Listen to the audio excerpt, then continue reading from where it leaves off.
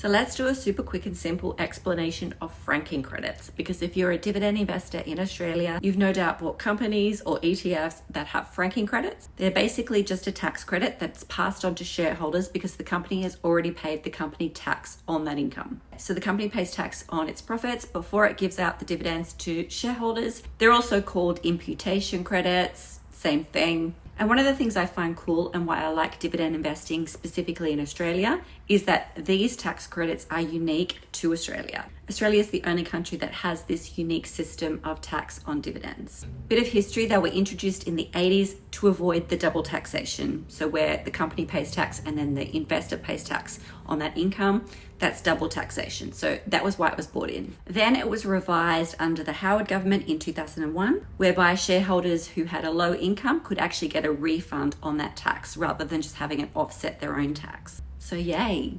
So how it works with a fully franked dividend, the company pays the tax of 30%, that's the company rate. You get the dividend after the tax has already been paid out, but you also get the credit. Then when you lodge your tax return, this is going to depend on your personal rate. Now, dividends are classified as income in the Australian tax system. So if your personal tax rate is above 30%, the company rate, you only have to pay the portion above 30%.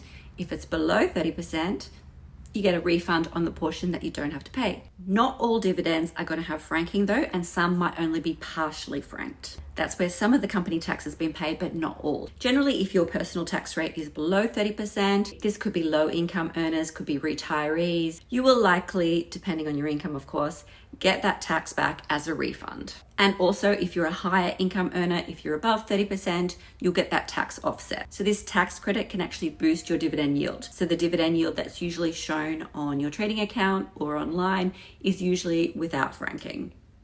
So it could be possible that your dividend yield is higher if you take into account the franking credits. Some websites like Market Index do include the gross yield though, that does include the franking credits. Now in 2019, there was some tea around these franking credits. Labor wanted to scrap the Howard revision where you could get a refund on those tax credits. They still wanted to allow tax offset, but they weren't going to allow retirees and low income earners to get that tax refund. Now, when Labor proposed this, there was a massive backlash from retirees, as you would expect. Now, this shows you how important those franking credits are to Australian investors. They didn't like this at all. But it has since been scrapped and the Labor government isn't doing it anymore. That proposed change is not going to go through. So for now, tax credits are the same. You still get that tax offset, and if you're a low income earner, you still get that refund. So most of the top companies in Australia do offer franking credits, but not all. So here are some that have 100% franking. So generally the banks, the telcos, all of the old long-standing companies will have franking. I'll show you a table now of the top companies and what levels of franking they have. These are just the ASX 20 companies as an example. So we've got, with 100% franking, we've got BHP, Commonwealth Bank, Fortescue Metals, National Australia Bank, Rio Tinto, Telstra, Westpac, Wesfarmers, Woolworths, Woodside Energy and Coles. And with partial franking, we've got the ANZ Bank, Brambles, Macquarie, Transurban and QBE, and they have different levels of franking. And then with no franking or whatsoever in the ASX 20 is Aristocrat Leisure, CSL, Goodman Group and Santos.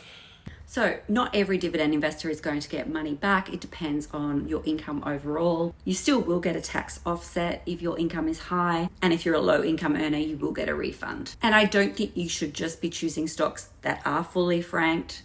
That is a bonus. It's not the whole story. You still want to be choosing companies with a good yield and good growth overall.